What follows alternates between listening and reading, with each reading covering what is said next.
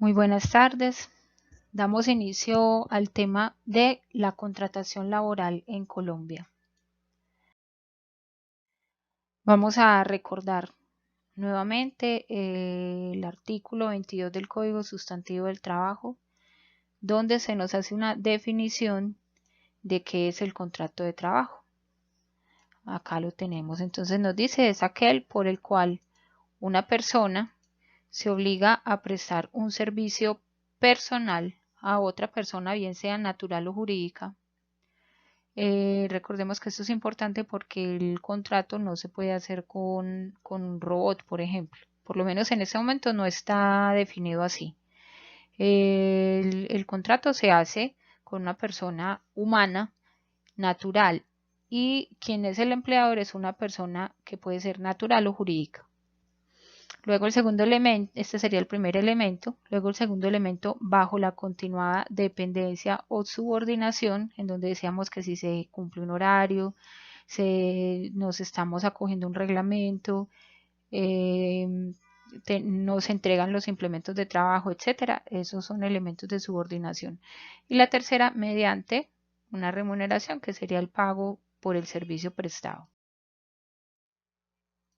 Acá tenemos entonces los tres elementos: la prestación del servicio personal, la subordinación y la remuneración. ¿Cierto? Ya digamos saliéndonos del artículo, pero ya categorizando adecuadamente los tres elementos. Viene entonces la pregunta: ¿qué pasa si yo firme un contrato de prestación de servicios, pero yo realmente cumplo con esos tres elementos de un contrato laboral? Es decir, yo cumplo con un horario o tengo una subordinación, presto un servicio y me gano un salario. Entonces, ¿qué puedo hacer en este caso? Vamos a recordar el artículo 53 de la Constitución, en donde están los principios fundamentales del derecho laboral. Y vamos a darle una leída para recordarlo. El Congreso expedirá el Estatuto de Trabajo. La ley tendrá en cuenta por lo menos los siguientes principios mínimos fundamentales del trabajador, ¿cierto? Entonces tenemos igualdad de oportunidades, una remuneración mínima, vital y móvil, básica entonces para vivir y que se vaya incrementando en la medida en que va incrementando el IPC, ¿no es cierto? Proporcional a la cantidad y calidad de trabajo. No es lo mismo quien trabaja 8 horas a quien trabaja 10. Obviamente por trabajar más pues tendrá derecho a un pago de horas extras, y a la calidad del trabajo en cuanto no es lo mismo el trabajo de alguien que es un técnico, alguien que es un profesional. Tenemos la estabilidad en el empleo, principalmente acá vamos a recordar el tema de los fueros laborales, como el fuero de la persona en embarazo, el fuero de la persona prepensionada, el fuero del sindicalista directivo, el fuero de salud. Vamos a recordar el principio de irrenunciabilidad a los beneficios mínimos establecidos en normas laborales. No podemos conciliar sobre salarios, ni prestaciones, ni sobre cotizaciones a la seguridad social, porque son derechos irrenunciables. Pero, y aquí lo voy a poner con otro color, sí podemos transigir y conciliar. Vamos a cambiar este color. Sí podemos transigir y conciliar sobre derechos inciertos y discutibles, es decir, aquellos que no son tan claros que el trabajador tiene derecho, ejemplo, una indemnización, horas extras no probadas, ¿no es cierto? Tenemos el principio de situación más favorable al trabajador en caso de duda. Se va a aplicar la norma que le favorezca más al trabajador. Luego viene este de primacía de la realidad sobre las formalidades, donde hablábamos que así yo haya firmado un contrato de prestación de servicios, si realmente yo cumplí con los tres elementos básicos del contrato de trabajo: la prestación personal, del servicio, la continuada subordinación a través de un horario, me entregan los materiales de trabajo, tengo que asistir a las reuniones que me piden, me aplican reglamento, ¿no es cierto? Que así yo tenga firmado un contrato de prestación de servicios, puedo solicitar al juez laboral que declare el contrato realidad. Vemos otro principio que es la garantía de la seguridad social. Por eso yo podría pedirle a un empleador que me pague mis cotizaciones, porque así se hace, que hace 20 años trabajé, porque el derecho a la seguridad social nunca prescribe. Tenemos el principio de capacitación, adiestramiento, descanso necesario. Yo no puedo negociar mis vacaciones. Protección especial a la mujer, a la maternidad y al trabajador menor de edad. En esta diapositiva hacemos un acento en el principio de primacía de realidad sobre las formalidades.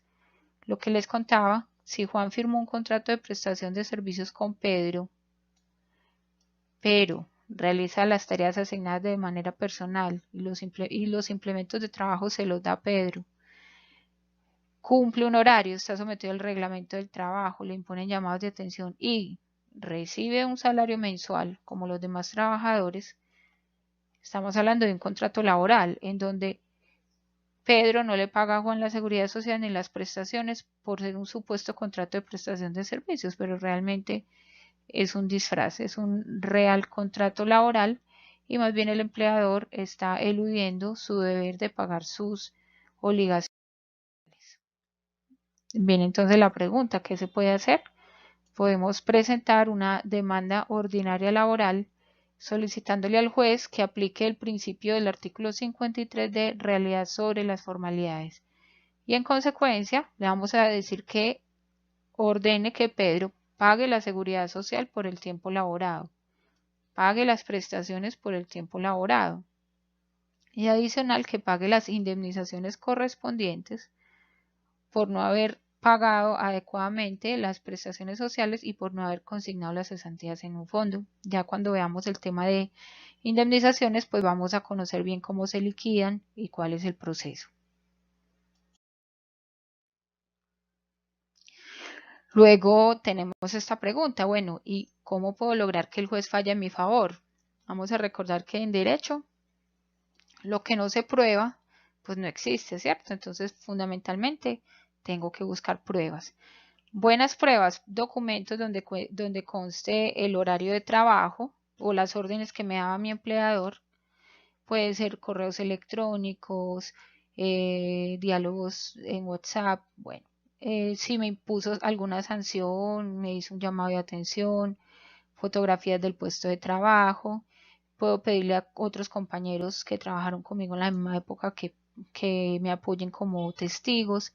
Y si tengo audios o diálogos de WhatsApp donde conste las órdenes que me da mi empleador, pues tendré un suficiente acervo probatorio para poder reclamar mi derecho al pago de todas las acreencias laborales que dicho empleador no me canceló.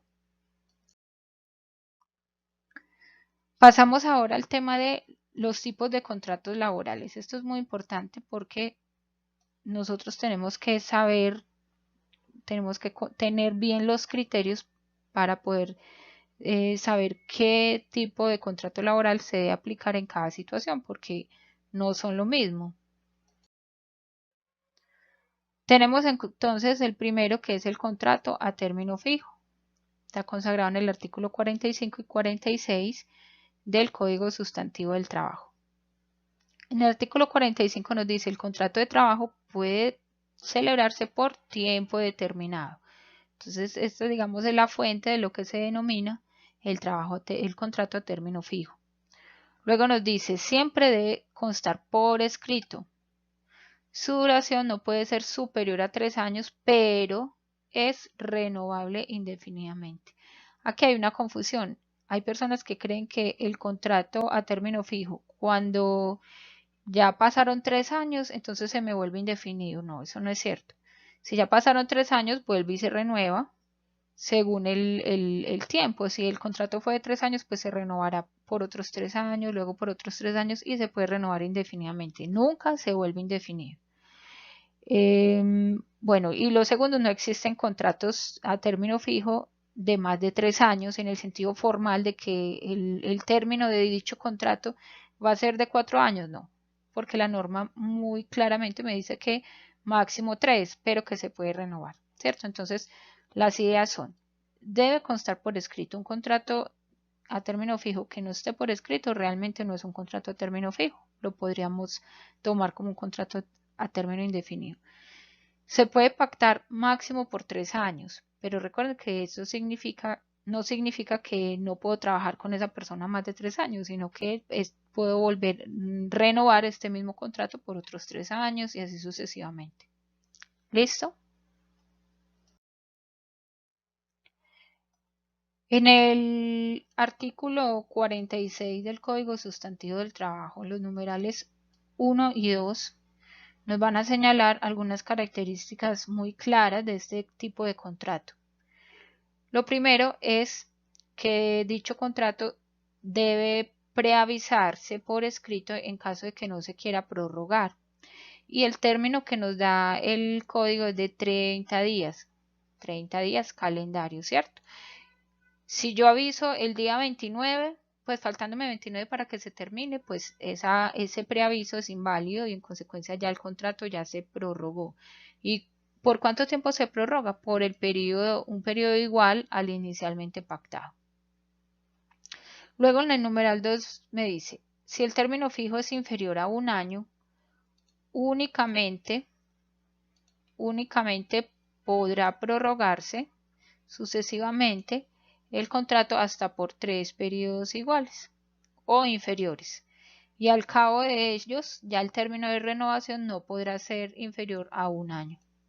¿Qué quiere decir esto? Entonces, por un lado, lo que veíamos primero, que el preaviso de no renovación debe darse por lo menos con 30 días calendario. Entonces, lo recomendable es darlo con más tiempo por si pasa algún imprevisto para que no vaya a renovarse el contrato en caso de que no queramos continuar con dicho trabajador. Lo segundo, nos permite que sea inferior a un año, pero máximo 4 veces, porque permite el contrato inicial y 3 prórrogas adicionales por el mismo tiempo, ¿no es cierto?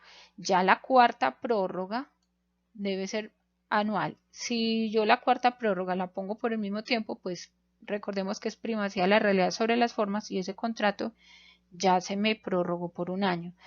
Vamos a verlo en un ejemplo concreto para entenderlo mejor. Juan contrata a Pedro mediante un contrato a término fijo en los siguientes periodos. Tenemos de enero 1 a abril 30 del 2017 es el contrato inicial, ¿no es cierto? Estamos hablando de un contrato de 4 meses. Bueno, ese contrato se me prorrogó. Vamos a prórroga 1, va de mayo 1 a agosto 30 del 2017. No mandé preaviso.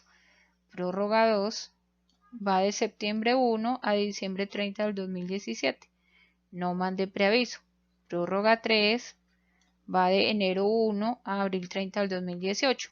No mandé preaviso y aquí viene un error, que las personas creen que se sigue prorrogando por el mismo periodo, aunque sea inferior a un año. Entonces yo juro que este contrato se me prorrogó de mayo a agosto del 2017, pero realmente ¿qué pasa en este caso?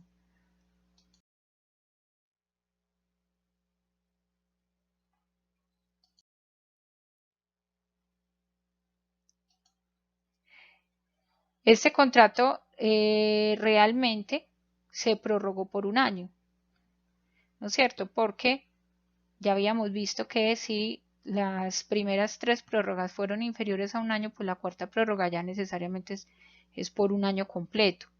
Y esto me va a afectar a la hora de realizar una liquidación del contrato. Miremos este otro contrato que es el contrato a término indefinido, regulado en el artículo 45 y 47. En el 45 hay otro pedacito en ese artículo que nos dice el contrato puede celebrarse por tiempo indefinido. Esta es la fuente normativa de el contrato a término indefinido. Quiere decir que no sabemos cuándo va a terminar.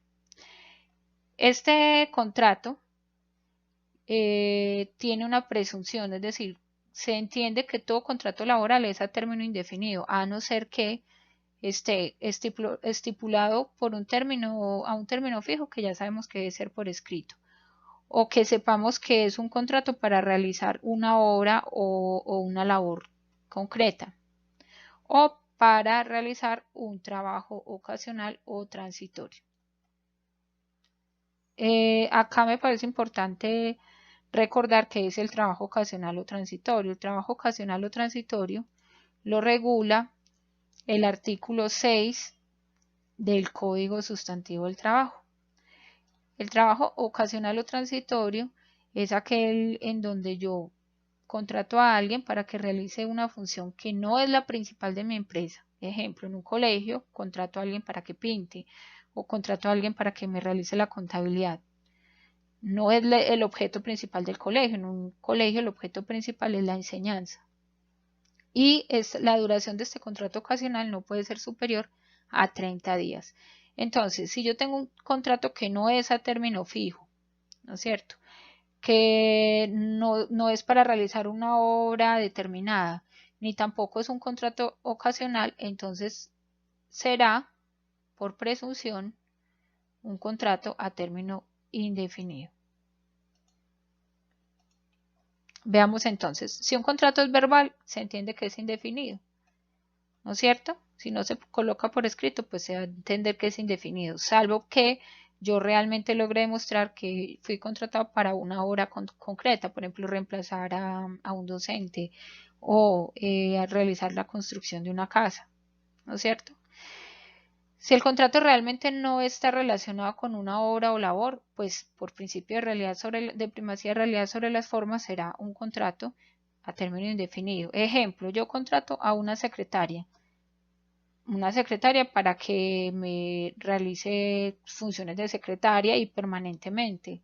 Este no es un contrato por hora o labor. La característica del contrato por hora o labor es que son contratos temporales. Y, por ejemplo, si es un contrato que no está realmente relacionado con un trabajo ocasional o transitorio, ejemplo, contrato a un profesor para trabajar en un colegio y por más de 30 días, ese no es un contrato ocasional o transitorio. Así yo utilice una forma en Minerva en donde diga contrato ocasional o transitorio.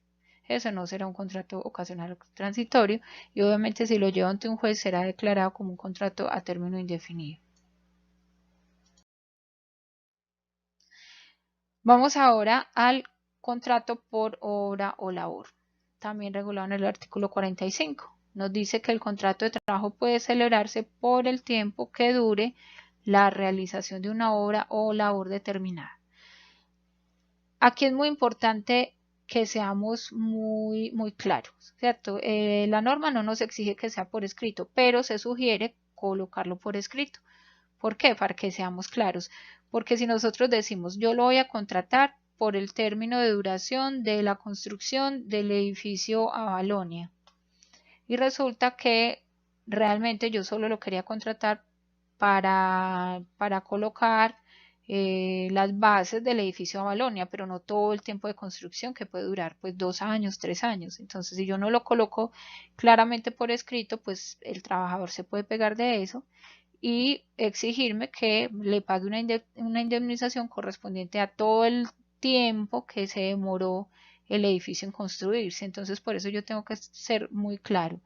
Debe estar determinado para realizar una obra específica, una construcción, organizar no sé, una carretera, construir un túnel o una labor determinada. ¿Qué es una labor determinada? Un reemplazo, un proyecto de corta duración. Entonces, un contrato de cargo de secretaria que no es reemplazo por obra o labor, pues va a terminar siendo un contrato a término indefinido. Un contrato en donde se me solicite trabajar de manera permanente en una oficina y que yo diga que es por obra o labor, pues realmente va a ser a término indefinido. Y un contrato en donde yo le pida a alguien que sea para vender productos de manera permanente, pues y no por un incremento especial, etcétera, no será por obra o labor, sino que realmente será un contrato a término indefinido. Pasamos al contrato ocasional, accidental o transitorio.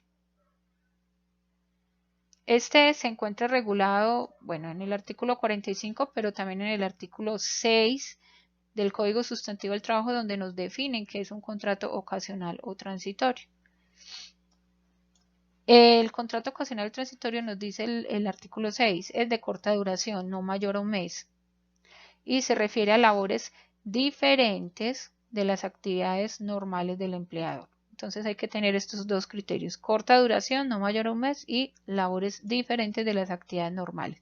Nos vamos a acordar del ejemplo del colegio, donde yo puedo contratar a alguien para que pinte o para que me realice una contabilidad o una construcción, eso no hay problema, pero nunca en un colegio voy a contratar como trabajo ocasional a un profesor, porque justamente la labor del profesor del colegio es enseñar. Los requisitos entonces es que debe ser inferior a un mes. Si se me pasa de un mes, se me va a convertir en un contrato a término indefinido. Y el segundo, lo que habíamos hablado, las labores diferentes de las actividades normales del empleador.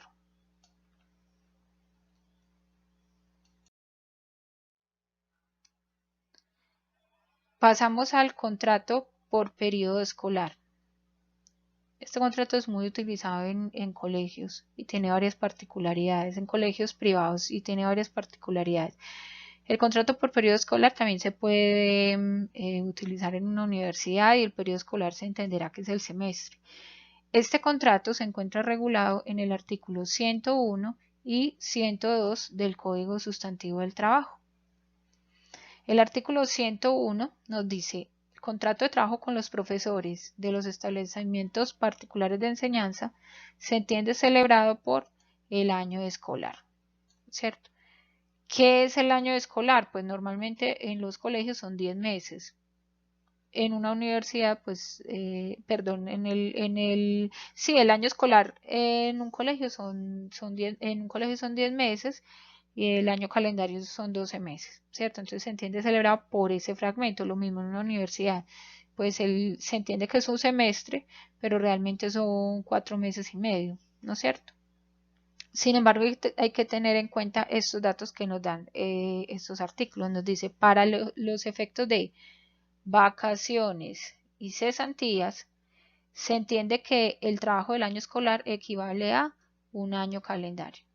Es decir, yo tengo un profesor que trabaja 10 meses, o sea, yo lo contrato por periodo escolar, pero yo las vacaciones y las cesantías se las tengo que pagar por los 365 días del año. Nada me dice de la prima. Entonces, como nada me dice de la prima, pues la prima la pago solamente por el periodo escolar, bien sea un año escolar o un semestre escolar. Entonces, tenemos duración 10 meses, ¿no es cierto? O 6 meses, perdón, 4 meses y medio si se trata de un semestre. Las vacaciones y las cesantías se van a liquidar por el año calendario o por el semestre calendario. Las vacaciones obviamente tienen derecho a 15 días hábiles, pero podrán tomarse de las vacaciones, digamos, colectivas del establecimiento educativo. La prima de servicio se pagará por el tiempo que realmente la persona trabajó, es decir, por el tiempo laborado, 10 meses o 4 meses y medio en el caso de un semestre académico. En cuanto al pago de la seguridad social, nos dice la Ley 100 del 93 en su artículo 284 que los establecimientos privados deben pagar a los docentes la seguridad social por 12 meses, es decir, por todo el periodo calendario. Lo mismo aplicaría para el semestre. Así se contrate por 4 meses y medio, pues deberá pagarse la seguridad social por los 12 meses. Digamos, ¿cuáles serían las dos cosas que no se pagaría por todo el periodo calendario? Serían la prima y obviamente el salario. Se va a pagar estrictamente por el tiempo laborado.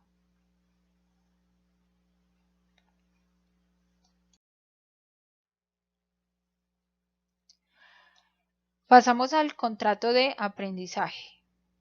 Este contrato se encuentra regulado en el artículo 81 del Código Sustantivo del Trabajo. No es un contrato laboral, sin embargo, lo regula el Código Sustantivo del Trabajo, así lo eligió el legislador.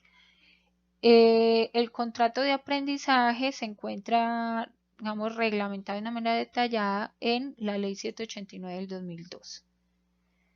Se nos dice que el contrato de aprendizaje es aquel por el cual un empleado se obliga a prestar un servicio al empleador ¿A cambio de qué? De que el empleador proporcione los medios para adquirir formación profesional y completa y que se pague el salario convenido.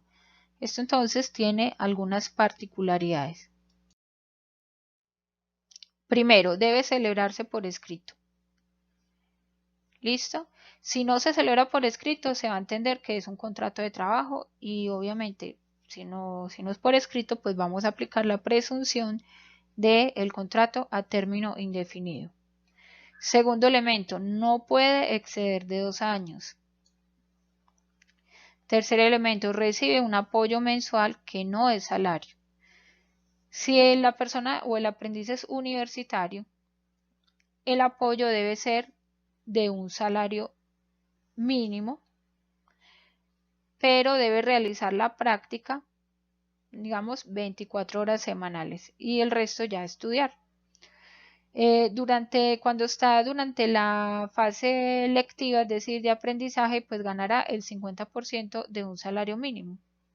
Mientras que cuando ya está en la fase práctica, recibirá el 75% de un salario mínimo. La cotización a salud y ARL, porque lo tenemos que tener protegido, debe pagarse por la empresa patrocinadora, es decir, donde la persona va a llegar a realizar su contrato de aprendizaje.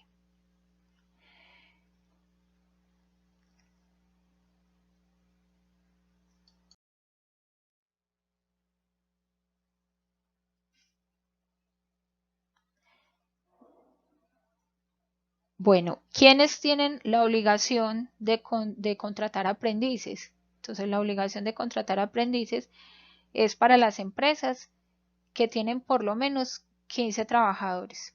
Entonces, ya con solo tener 15 trabajadores ya tienes obligación de contratar un aprendiz. Listo, obviamente en la medida que se tiene más trabajadores, pues tendrá la obligación de adquirir más aprendices. Eso es una manera de, digamos, estimular el apoyo de las empresas hacia los estudiantes para que ellos puedan realizar sus prácticas y que se puedan ir vinculando en el sector laboral. Bueno, ya con esto terminamos los tipos de contratos de trabajo.